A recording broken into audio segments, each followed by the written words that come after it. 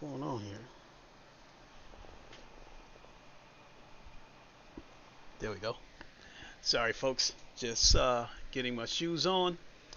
In the meantime, what is good, everybody? It is the Godfather of VR, the ageless one of the man, Lincoln Clay, and we are back with a live stream, sharing my experience with you guys. Yesterday, I went to the Detroit Grand Prix in downtown Detroit, Michigan. I'm from Grand Rapids, Michigan, which is about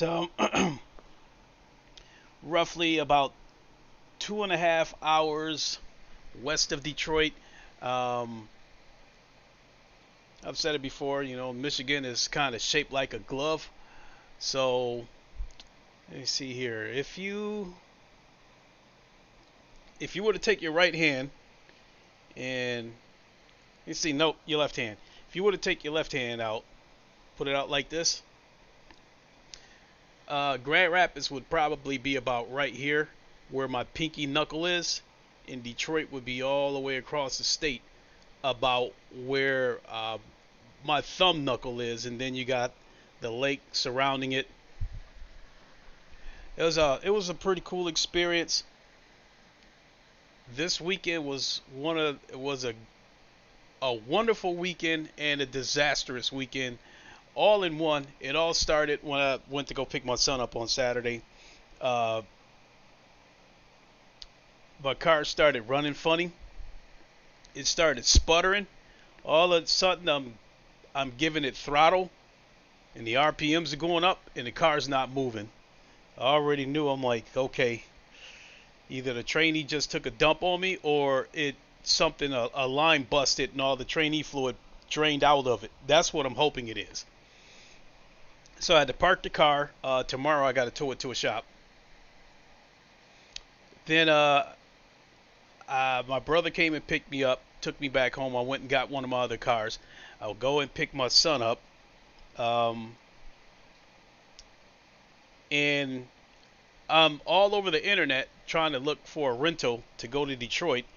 And I ended up having to go rent a vehicle from the airport, and it cost me a pretty penny. It was they didn't have any compact cars. All they had was like mid-size SUVs and up. So I took a Toyota Highlander, which was a pretty nice truck, and that cost me $250 for the weekend, plus a $500 deposit, which is refundable. So it won't be that hard of a hit.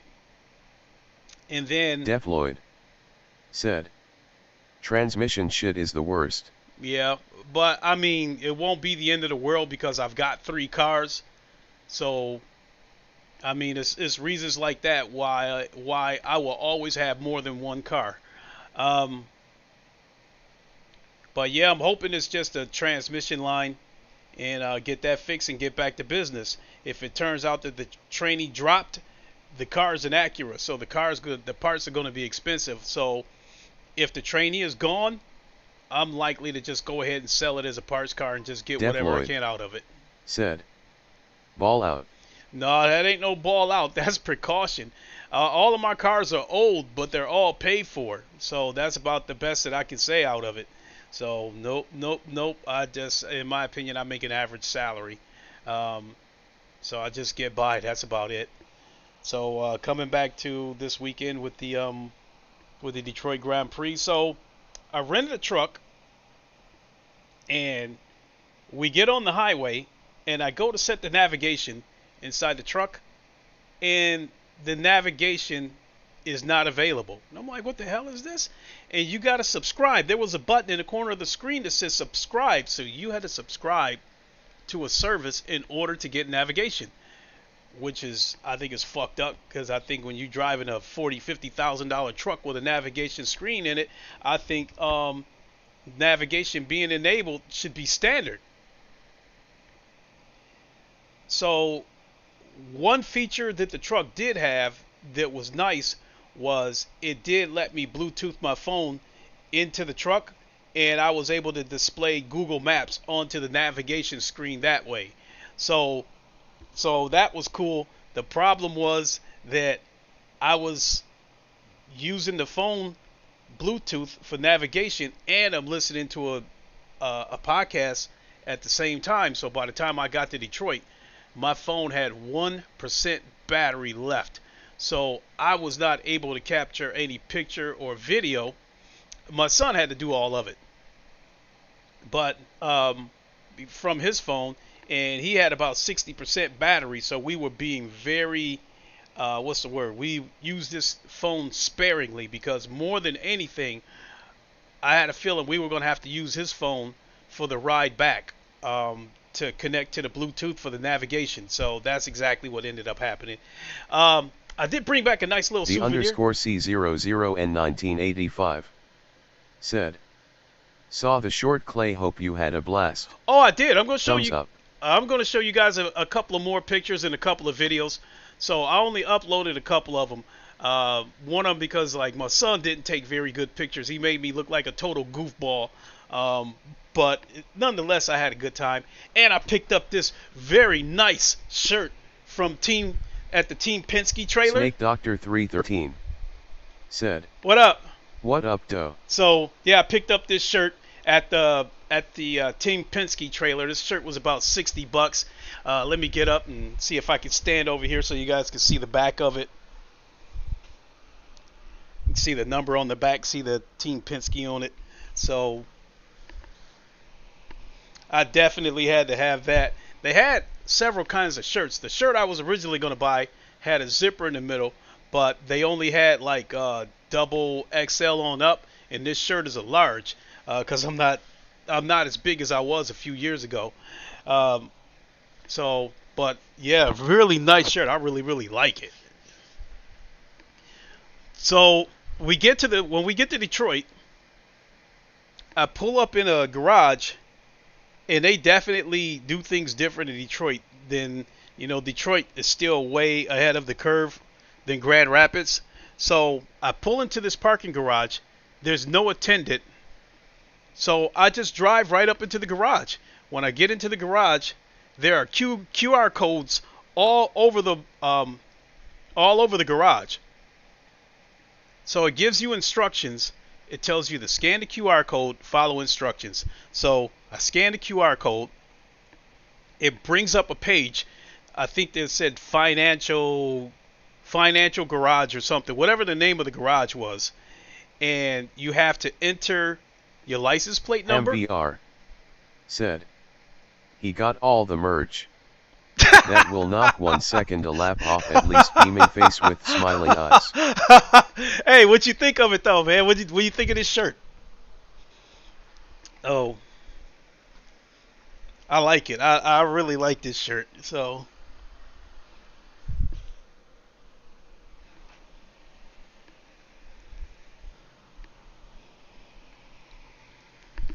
okay, so I get inside this garage. We have to scan the QR code. We have to type in our license plate number, the state, and your phone number, and then you hit enter, and then it'll give you a link, and then you click on that link, and then that basically starts the timer that you are registered at that garage. Because if you don't do it and they make their sweeps, they are MVR said, yeah, you look official now, haha. Thanks. So I'm guessing they'll make periodic sweeps throughout the garage, and if they see a license plate that is not registered into their system, the vehicle will be towed, or they will snap a boot on the wheel and you can't leave. So long story short, so we register the vehicle, and it says thanks for signing up, yada yada yada, and it's like when you're ready to pay, just drive out. And that's what we did. As soon as we drove out of the garage, I got a message saying that, I was charged $24, $21, whatever it was. Thank you. And that was it. So that was really easy. I see my voice is kind of loud. Let me turn that down a little bit, because I see that I'm going up into the red, so I might be clipping, and move the microphone away from me a little bit. So when we got downtown and I walked out of the garage, well, even before I walked out of the garage, when we got into downtown Detroit, I thought I heard something weird, and I rolled down the windows, and I could hear the cars, even though I was blocks away, and that just like got the juices flowing. So my son and I, we go into this kind of hole in the wall restaurant. I had a chili dog, and he had a loose burger, as they call it, and all it was like a hamburger meat in a hot dog Snake bun. Doctor 313 said, New Zealand got some good drivers. Scott Dixon wins here in Detroit for IndyCar and Shane Van Gisbergen wins in Portland for NASCAR Xfinity in the same weekend. Yeah, I see that. So like at the race itself, I'll answer that comment and then backtrack. They had TV screens all over the track, and I mean huge TV screens. And where I was watching at, I'll show you guys a map of where I was at, but I was watching from the roof of a rooftop of a parking garage, and at the top of this parking garage, um, they had benches and a giant TV screen where you could just sit down and watch it. And it was speakers there, so that it was nice and clear. So I know Scott Dixon won the race. What I didn't know was that like it was some fighting going on with all the racers. I guess they were all upset with each other because there was a lot of full course yellows. I mean, it seemed like every 3 laps there was a yellow flag. But but Colton, I think it's Colton Herta, I believe is his name. He was the pole sitter for the race, and something happened to him. He had a couple of incidents. He ended up falling a lap down, and because he was trying to unlap himself, he basically blocked all the traffic behind him. And then I think after such a time, he just conceded that he was not going to be able to get back into the race, so he finally moved over and let Dixon through. That track, when I saw the layout of that track, I knew it was going to be a bunch of wrecks. Let me see. I think so. Yeah, I think I'll show you guys some pictures. First of all, let me close my webcam so you guys can see that. That is the Corvette GTE that I normally drive in all the racing games that I play. And so we were on our way back with about 80 laps to go. My son and I started heading back to the parking garage because I didn't want to get caught in all that traffic trying to leave. And as we were walking by, I saw that car. I was like, wait a minute, we got to go in there. And I took that picture and I uploaded that short to YouTube. But let me see here. Let me pull up a few pictures.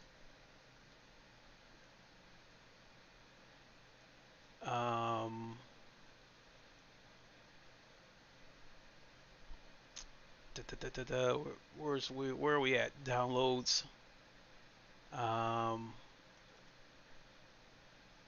Okay.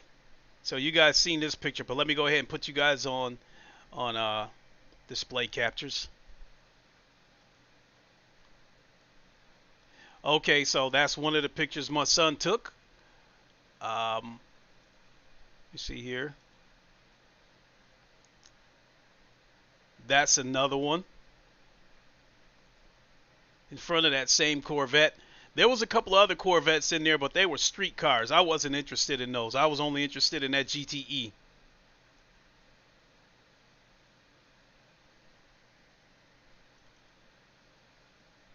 That's not a very good picture that my son took. Because he's not the type to warn you, like, okay, I'm ready. He just held it up and just hit it. He doesn't warn you that, okay, get ready.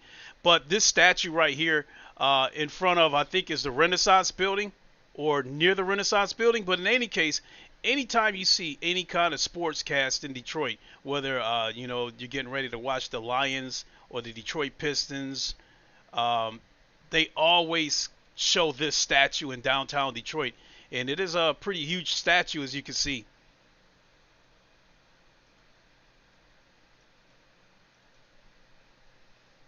Same statue. Now, I got to point out that my clothes ended up getting dirty because the parking garage that I watched the race from, I was leaning over the ledge and it got like dried up paint, dust, and dirt all over my clothes. So as I'm walking through there, some people was looking at me like I wore dirty clothes to the race. So that was a little bit uncomfortable. Okay, same picture. Now let me show you guys a couple of video clips. Here's one that I did not upload.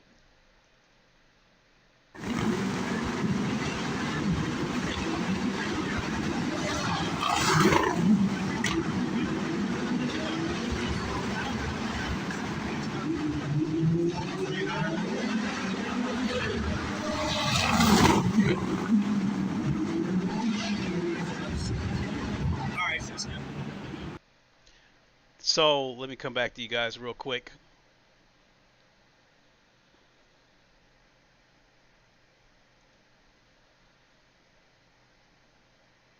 Think I can make that disappear? No, I'll go ahead and leave that up. So that video I just showed you guys didn't really do much justice because those cars were loud and they were fast. I've been to a race before, so the noise, how loud the cars were, I've heard it before, but it was still amazing. But I had never seen cars move that fast before because, excuse me, let me show you guys the track map.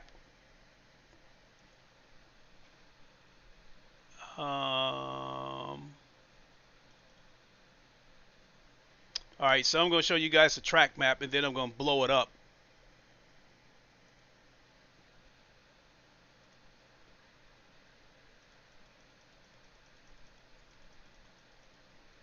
So this is the layout. The red is the Detroit Grand Prix. This is the start line. So the video that I just showed you guys on the straights, we were about right here where I'm circling the mouse. And so this is about the point where the guys had to start lifting because you can see that really tight hairpin right there. That's where a lot of the accidents happen. I think that is turn, let me see this.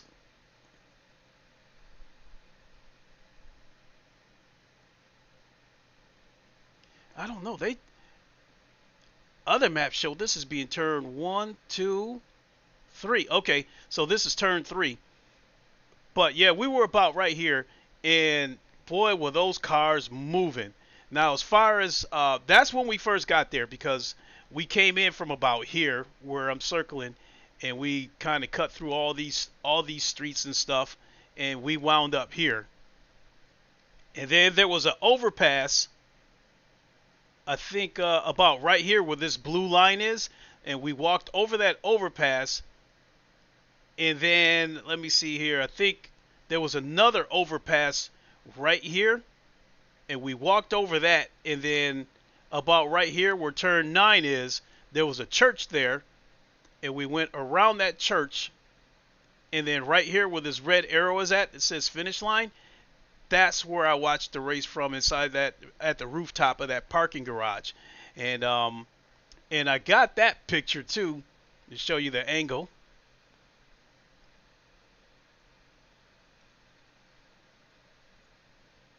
Where are we at?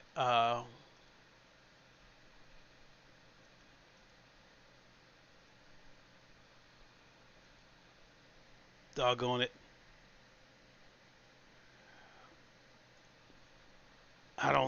My son wasn't able to send me all of the photos. Some of them didn't go through. Okay. All right, but here, we'll show you some of the videos then.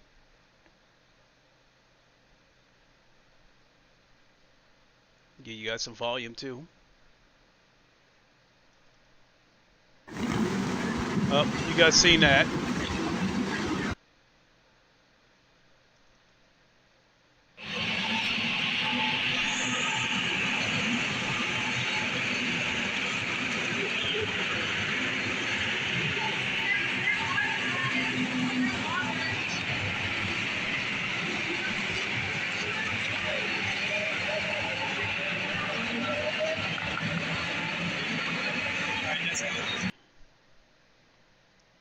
I think Okay, cool. You guys still seen that?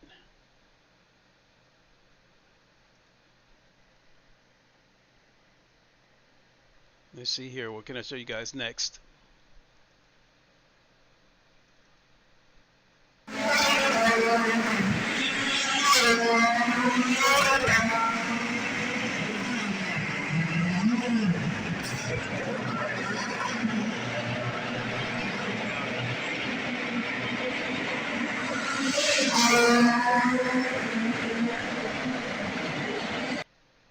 All right. And then finally, the picture that I posted on YouTube, on the YouTube Shorts. Okay, start over. It took a minute to like actually start. What is good, everybody? It is the Godfather of VR. The ageless money of the man Lincoln Clay. We are at the Detroit Grand Prix. And check this out. Let me show you guys something. Ta-da! Isn't she a beauty?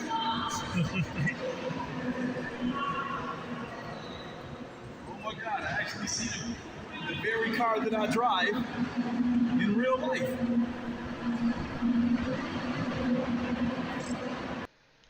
Now, when I saw that, when we were walking past that building, and I saw that car, my eyes just absolutely lit up. And I didn't like. I was intending to stand in front of the building and take the picture there, but I seen people walking in and out, and like, let's go inside. So yeah, I went inside and got that picture. I was just like this when I saw that car. So now the race itself, it was full of full course yellows, but it was still exciting. Um, so the spot where we were at by, on the rooftop of the parking garage, the race starts. There's like two full course yellows. Each time there was a full course yellow, even the safety car was loud because the safety car was a white Corvette, and you could hear the safety car if you listened for it carefully because they were going kind of fast. But then the Indy cars, when they came up, you could hear them behind the safety car. And then the first two yellow flags, no big deal. But I'd say by the time we got to the third yellow flag, I seen a couple of guys jumping over the wall, and they changed the tires on a couple of cars. They were off, no big deal. But then, a few minutes later, it started to rain, and it was just drizzle, so nothing was really going on. And then the rain got heavier, and now I'm starting to see guys waiting on the. I'm starting to see guys wait with the intermediate tires, and then a couple of cars pulled in, got their tires changed, took off, and then the rain got heavier, and then a few more cars came in and got their tires changed. Well, then that was it for the rain.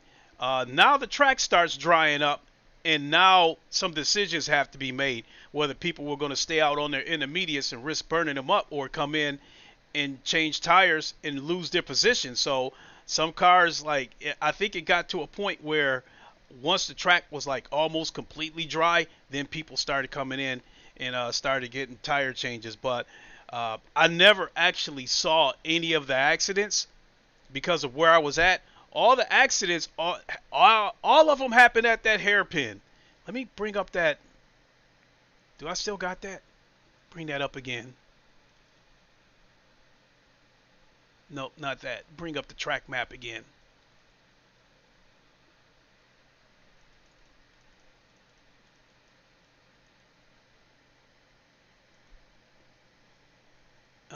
Display captures. Whoops.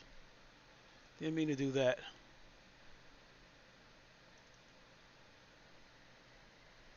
Let's blow that up again. Right here at turn 3, that's where all the accidents were happening. Guys were just taking unnecessary chances. I thought I was watching a set of Corsa Competizione all over again. because some guys were coming down that track 3 wide and nobody would give way. So naturally, you got 3 cars trying to go through a tight corner like that. Cars were getting spun out. So um, no car was put out of the race. No car was damaged to the point that they couldn't continue. But yeah, a lot of cars got spun around. So, and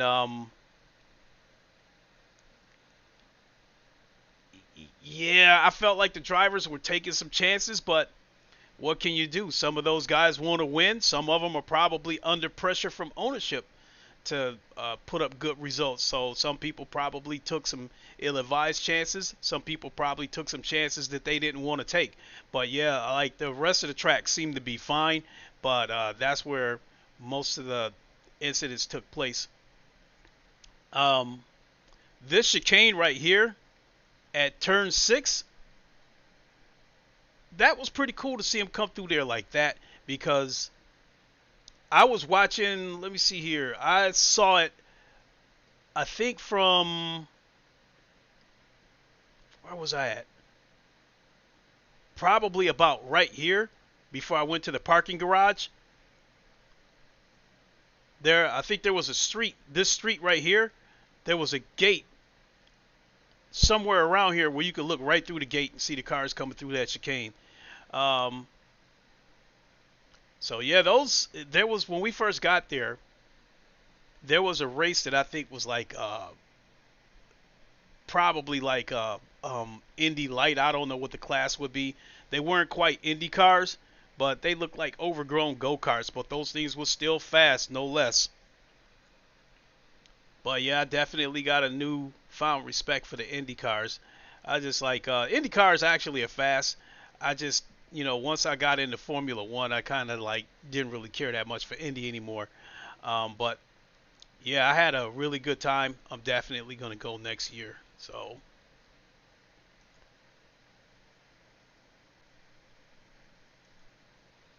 and I think that's about it. Snake Doctor 313 said, Indy NXT. Okay, then there was probably an XT race.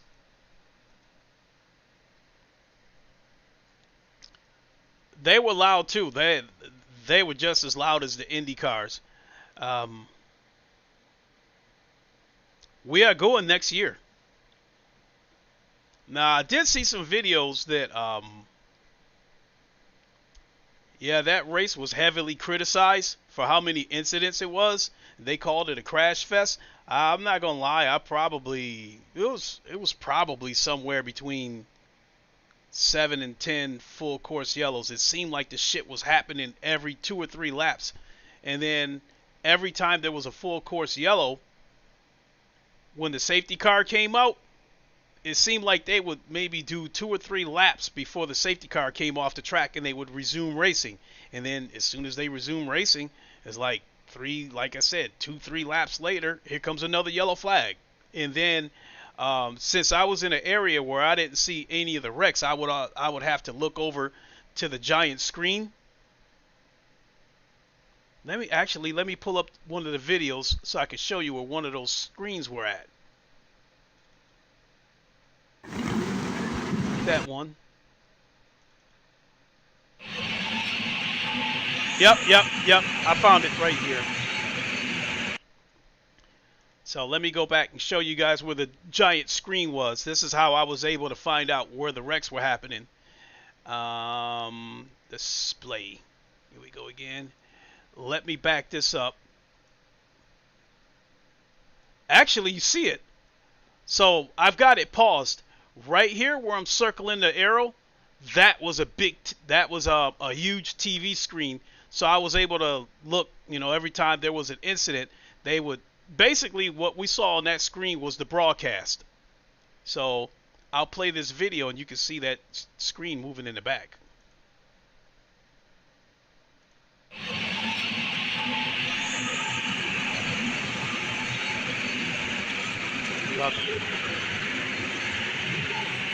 Oops.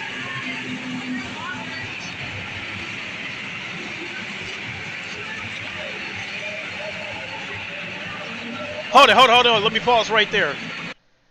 See this right here?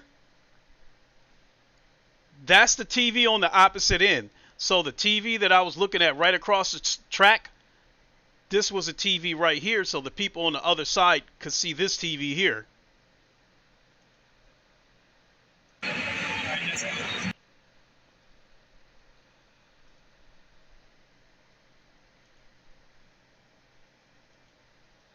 All right.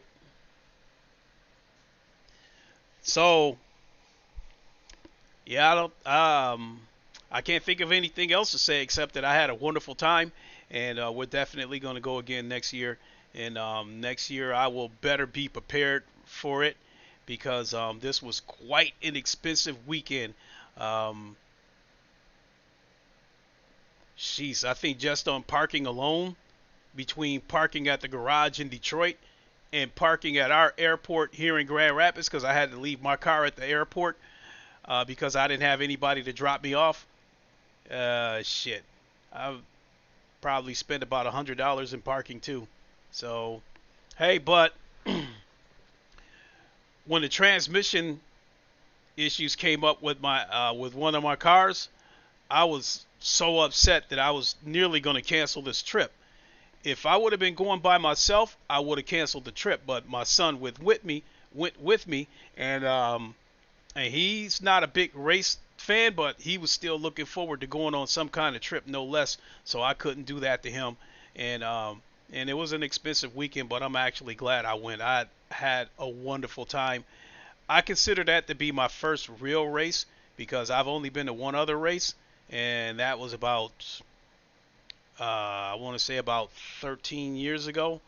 It was a race that I went to through my job, and it was a circular track, and that track was so small it looked like it was barely bigger than a baseball diamond, and the cars looked like dune buggies, and the cars were loud. Don't get me wrong, but it was just a line of cars going in a circle. It was no overtaking or anything like that. And so seeing the Detroit Grand Prix was my first real race. And again, coming down those straights, when I saw those cars coming down those straights, I had never seen cars move so fast in my entire life. Um, so yeah, I mean, and you know what? And I ended up at that Indy race by mistake. I meant to go to the IMSA race that happened on Saturday because I wanted to see the GT3s and the hypercars. And I bought the tickets, and I looked at the schedule after I bought the tickets. And then when I looked at Sunday's schedule, there was no IMSA races on the schedule. I think it was just uh, NT and IndyCar. And so that's what it was. But I think it ended up being for the better because I really enjoyed that Indy race. And I think I'm going to go next year.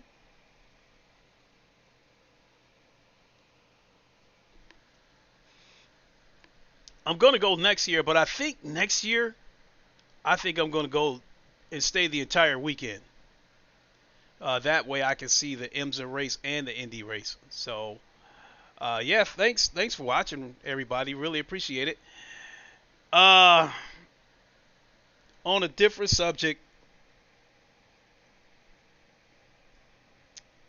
the it's been revealed today that the adapter for the PlayStation VR 2 to PC will be available August 7th, and it looks like this adapter is going to cost about $60 US. I want to touch on that, but it's not going to be positive. Being honest,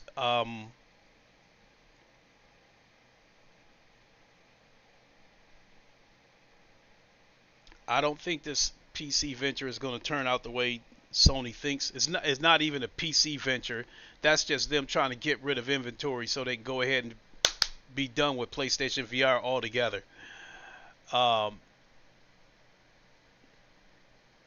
so I want to get into that, but I don't think this is the place to talk about it because I had a really wonderful time at the Grand Prix, and I don't want to have a podcast where I'm talking about a whole bunch of good things and exciting things that I saw yesterday, only to come back with some negativity regarding PSVR 2 because I don't think that situation is good.